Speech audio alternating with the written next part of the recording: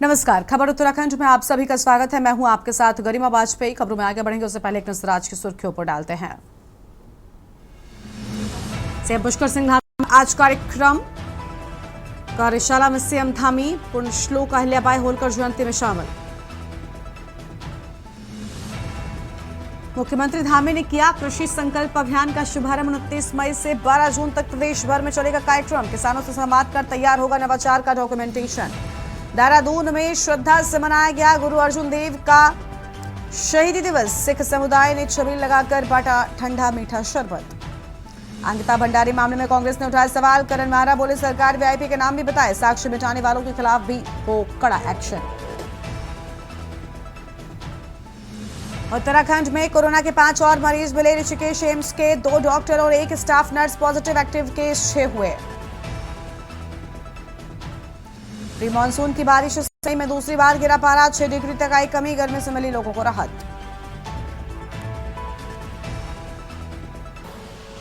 आप देख रहे हैं के न्यूज, खबरों का सारथी। आगे बढ़ते हैं खबरों की ओर।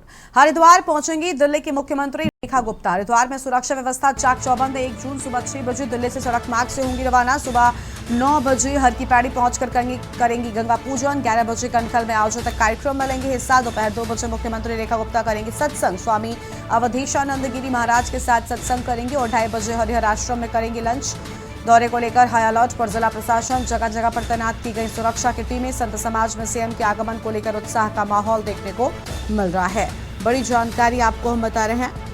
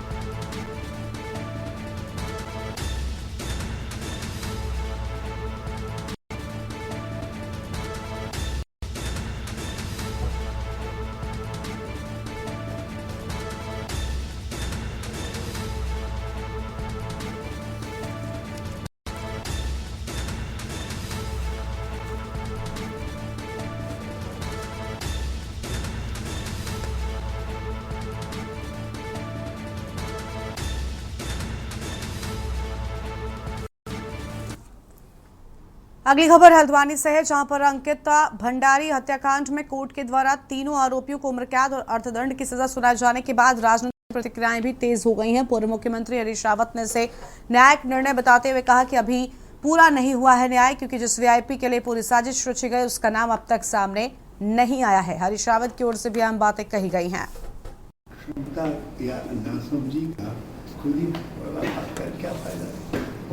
ठीक बात कोई जाएगा तो सबके लिए मतलब, इसीलिए मैंने कहा मैं बूढ़े के तौर पर खास रहा हूँ, ताकि सहारदार लगे तो काम चाहिए। कैबिनेट के सदस्यों की बात इधर क्या करें, सब हाथ में हाथ रख के बैठे हैं। ऐसा लगता तो है वो बैठे हाँ वो खुद तो अपनी अक्षमता या नासमझी का खुद ही पर्दाफाश कर क्या फायदा है। ठीक बात कोई जाएगा और मैं तो सबके लिए मतलब न्याय के दृष्टिकोण से भी महत्वपूर्ण दिन है और आज लोकतांत्रिक अधिकारों की सुरक्षा के दृष्टिकोण से भी महत्वपूर्ण दिन है, क्योंकि पत्रकारिता दिवस है, लोकतंत्र के प्रहरियों के का दिवस है आज। तो आपको तो मैं बधाई देता हूँ। और अंकिता हत्याकांड में न्याय हमको मिला है। 3 दोषियों को उम्र कैद और आर्थिक दंड मिलना, ताकि उस पैसे से अंकिता के माता पिता का भरण पोषण हो सके। ये न्याय ने व्यवस्था की है, मगर हम ईश्वरीय न्याय की भी प्रतीक्षा कर रहे हैं। सारा उत्तराखंड उस वीआईपी को न्याय के दरवाजे पर लाना चाहता है, कोर्ट की चौखट पर लाना चाहता है, जिसके लिए सारे उत्तराखंड में आवाज़ गूंजी थी कि वो वीआईपी कौन जिस पर सत्ता है मोहर। और अंकिता के माता पिता ने भी उस वीआईपी का कुछ उल्लेख किया है। जिस शैतान की हवस बुझाने के लिए अंकिता के इनकार के बाद उसके प्राण लिए गए, तो उसको हम ईश्वरीय न्याय की प्रतीक्षा कर रहे हैं कि वो व्यक्ति भी।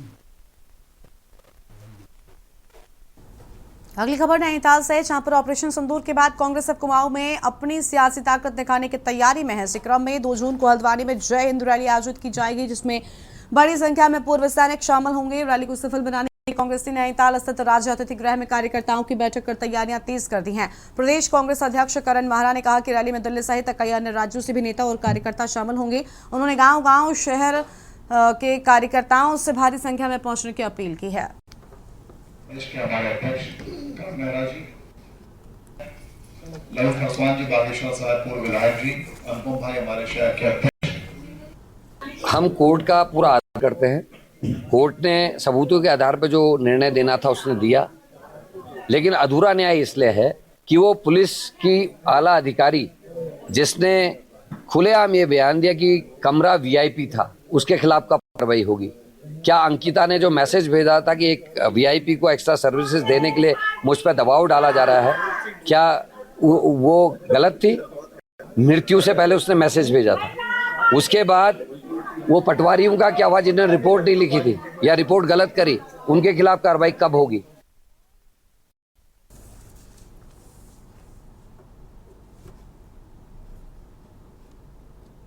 हरिद्वार के सराय क्षेत्र में आयोजित एक मेले में अश्लील डांस का एक वीडियो वायरल हुआ है। मीडिया पर वायरल होने के बाद हड़कंप मच गया। जानकारी के अनुसार इमरान नामक व्यक्ति ने प्रशासन से मेले में झूला लगाने की अनुमति ली थी, लेकिन उसी अनुमति की आड़ में बाहर से डांसर बुलाकर अश्लील कार्यक्रम कराया जा रहा था। स्थानीय लोगों की शिकायत और वीडियो वायरल होने के आधार पर पुलिस ने तत्काल कार्रवाई करते हुए इसे बंद कराया है।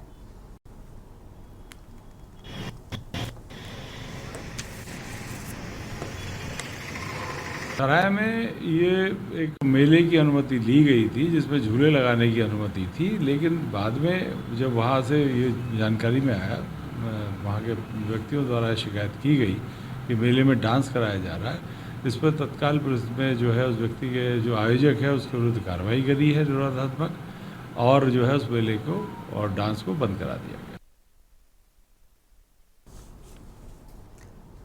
मुख्यमंत्री पुष्कर सिंह धामी ने देहरादून के सहसपुर विकासखंड के कुनियाल गांव से विकसित कृषि संकल्प अभियान का शुभारंभ किया और इस मौके पर प्रदेश के कृषि मंत्री गणेश जोशी भी मौजूद रहे। अभियान 29 मई से 12 जून तक पूरे प्रदेश में चलाया जाएगा।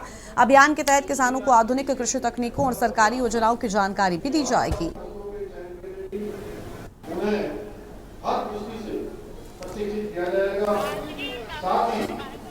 कृषि, पशुपालन, बागवानी जैसी योजनाओं की और संबोधन में हम सभी को इस विकसित कृषि संकल्प अभियान के प्रति मैं आपको विशेष धन्यवाद देना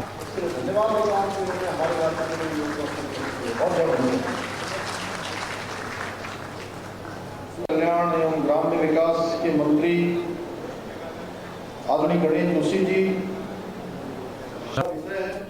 क्या मुझे हमारे देश के अंदर इसकी शुरुआत प्रदेश के शिक्षित कृषि मंत्री शिवराज सिंह चौहान जी ने किया है। वहीं उत्तर प्रदेश में हमारे प्रदेश में इसका शुभारंभ प्रदेश के शिक्षित मंत्री जी ने आज किया है। इस विकसित अभियान का आशय विज्ञान को किसान से जोड़ना है।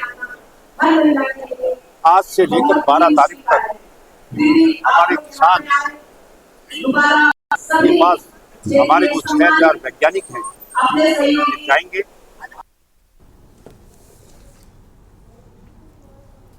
अगली खबर है कोटद्वार से, जहां पर प्रदेश चर्चित अंकिता भंडारी हत्याकांड को लेकर पूर्व कैबिनेट मंत्री प्रसाद नैथानी ने एसआईटी जांच पर गंभीर सवाल उठाए हैं। उन्होंने कहा कि वीआईपी को बचाने का प्रयास किया गया, जिसकी वजह से अंकिता की हत्या हुई थी। साथ ही एक भाजपा विधायक की भूमिका संदिग्ध रहने के बावजूद कोई कार्रवाई न होने पर आश्चर्य भी व्यक्त किया है।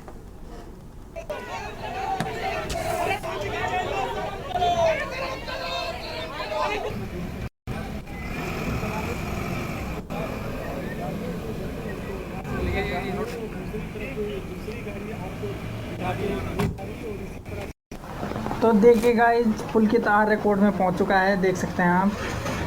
और आप देखिए, आप पुलकित आर्य को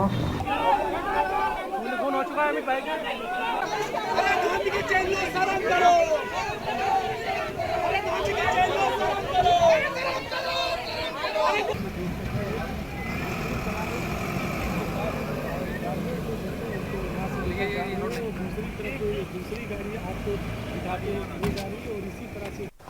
तो देखिए गाइस, पुलकित आर्य कोर्ट में पहुंच चुका है, देख सकते हैं आप।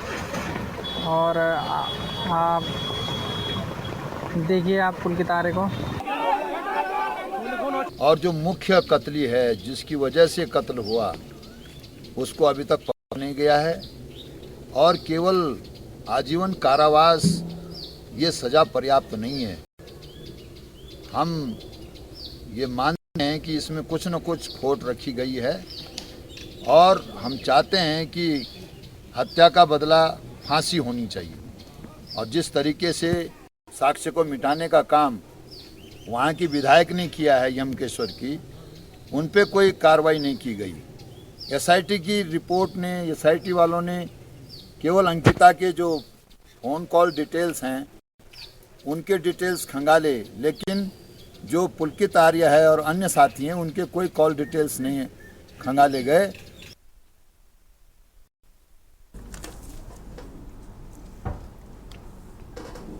सिखों के 5वें गुरु गुरु अर्जुन देव जी का शहीदी दिवस पूरे देश में श्रद्धा और सम्मान के साथ मनाया गया। इसी क्रम में देहरादून में भी सिख समुदाय ने श्रद्धांजलि अर्पित की और कबील दिवस के रूप में ये दिन मनाया गया। गुरु अर्जुन देव जी ने 1606 में मुगल बादशाह जहांगीर की ओर से दी गई अमानवीय यातनाओं के बावजूद धर्म की रक्षा करते हुए अपने प्राण न्यौछावर कर दिए थे। उनकी शहादत की याद में देहरादून में जगह जगह छबीलें लगाई गई, जहां सिख समुदाय के लोगों ने राहगीरों को ठंडा मीठा शरबत पिलाकर सेवा भाव का परिचय दिया है।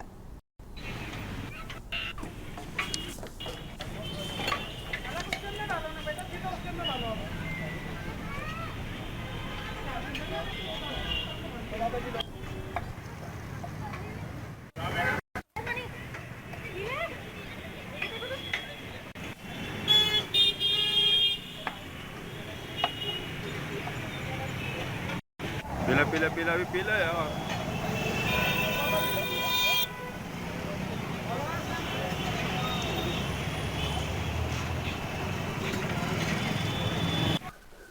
आज जो है शहीदों के सरताज सिखों के 5वें गुरु गुरु अर्जन देव जी की शहीदी हुई थी। आज शहादत जो है, और उसी उपलक्ष्य में पूरे भर में, पूरे जहां में जो है ठंडे मीठे जल की सेवा करी जाती है। तो उसी उपलक्ष्य में सारे सेवादार भाई हैं हमारे, तो उनकी वजह से जो है आज संगत को ठंडे मीठे जल की और लंगर प्रसाद लगाए जाते हैं आज के।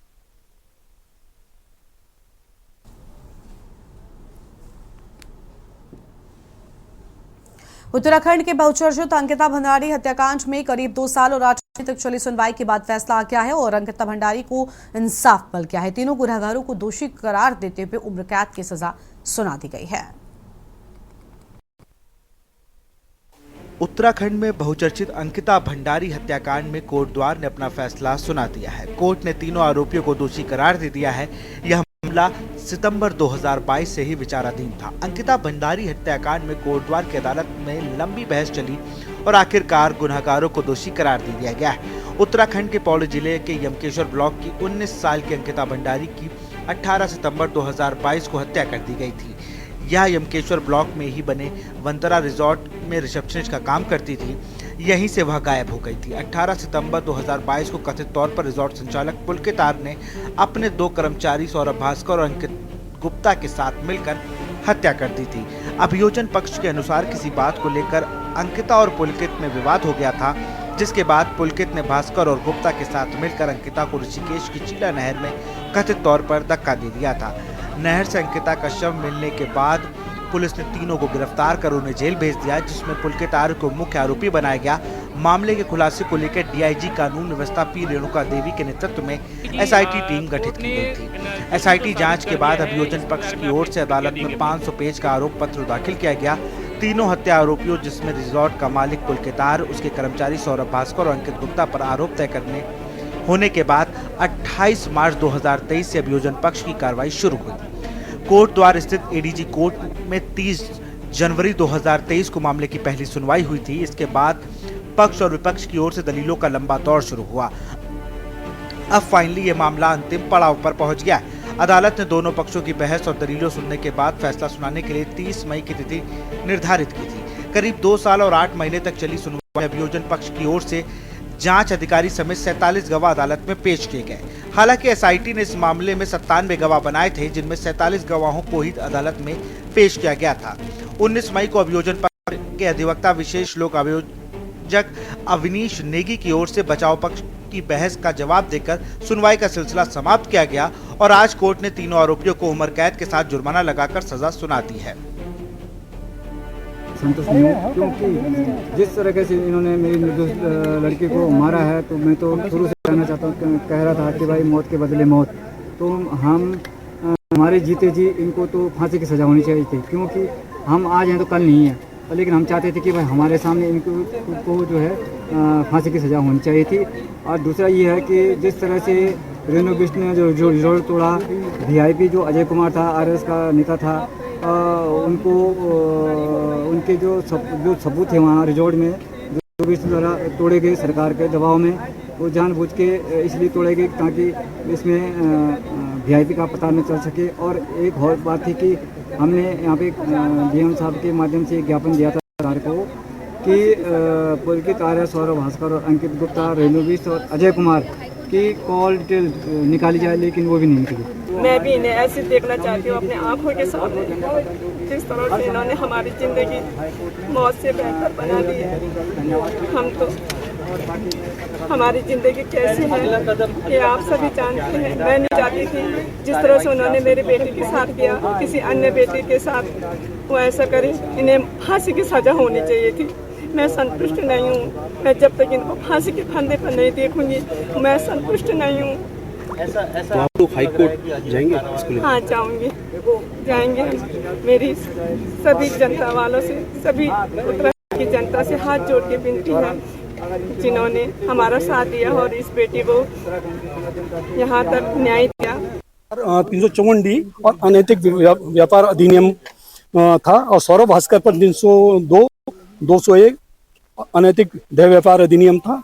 अंकित पर 302, 201 और अनैतिक देह व्यापार अधिनियम था। इसमें जो जांच अधिकारी थे वो राजेंद्र सिंह खुलिया थे, एसआईटी के जो जांच अधिकारी थे, और जिनके द्वारा 2000 पन्नों की चार्जशीट माननीय न्यायालय में पेश की गई थी। और इसमें जो सरकार की तरफ से डिप्यूट जो थे वो अभियोजन अधिकारी अवनीश नेगी, साथ साथ उनके साथ राजीव डोवाल और ज्येष्ठ प्रोविजन अधिकारी गोविंद सिंह नेगी। और इसमें ये जो चार्ज जो पेश हुई थी, जो पहला रिमांड पेश हुआ था 21 सितंबर 2023 को पहला रिमांड पेश किया गया था भावना पांडे की अदालत में। और ये इसकी कार्रवाई मुझे हाई कोर्ट से भी इसमें आदेश थे कि इसमें जल्द सुनवाई हो। और अपर जिला सत्र न्यायाधीश रीना नेगी द्वारा इसमें हर हफ्ते की डेट लगाई जाती थी। और क्योंकि ये इस हत्याकांड की निगाहें पूरे भारतवर्ष और विदेशों में भी थी, क्योंकि एक जघन्य हत्याकांड था।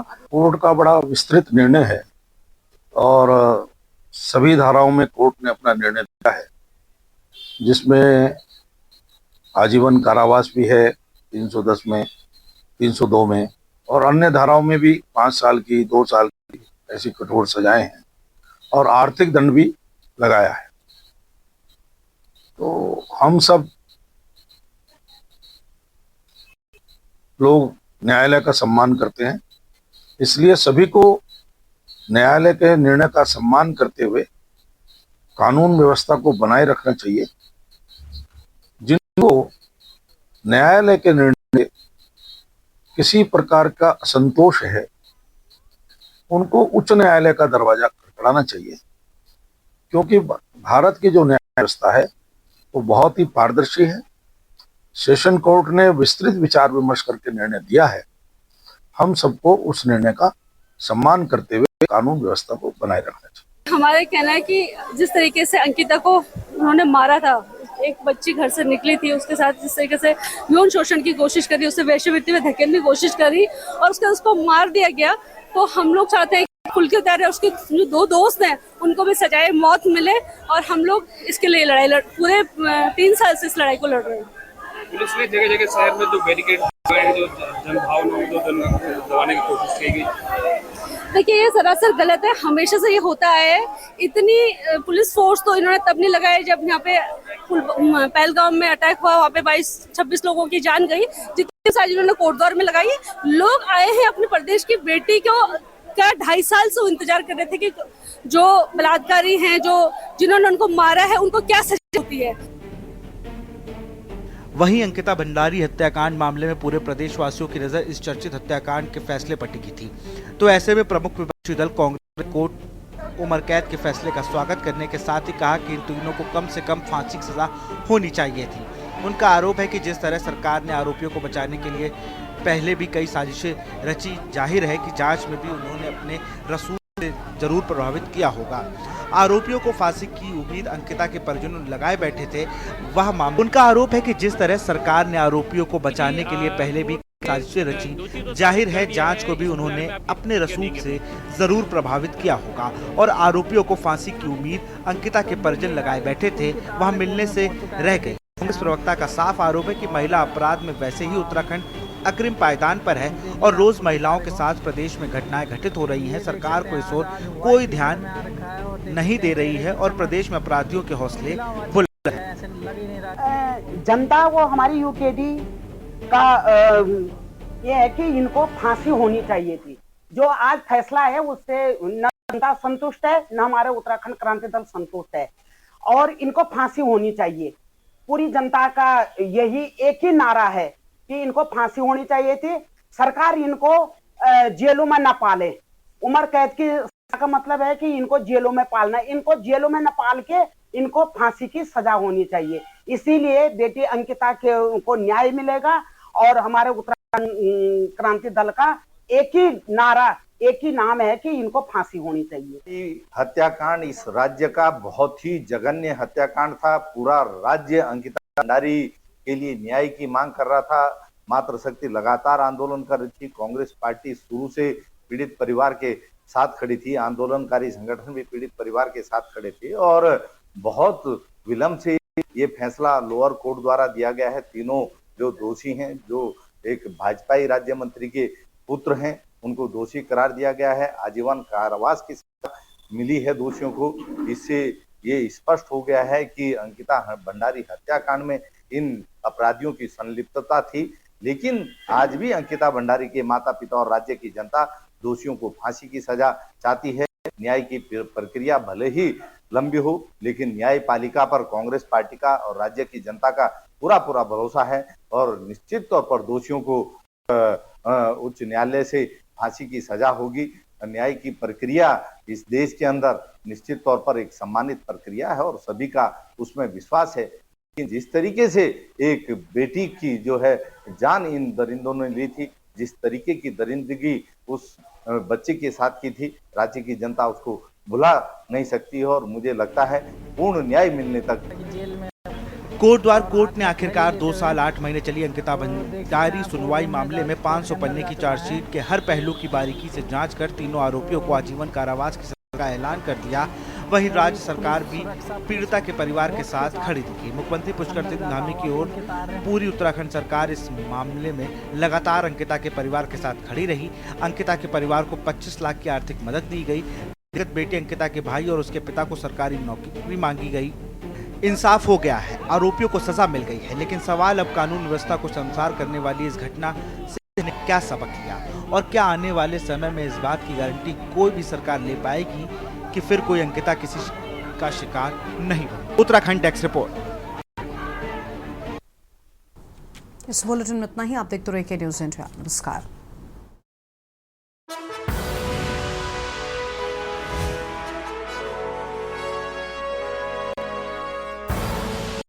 आप देख रहे हैं के न्यूज़, खबरों का सारथी।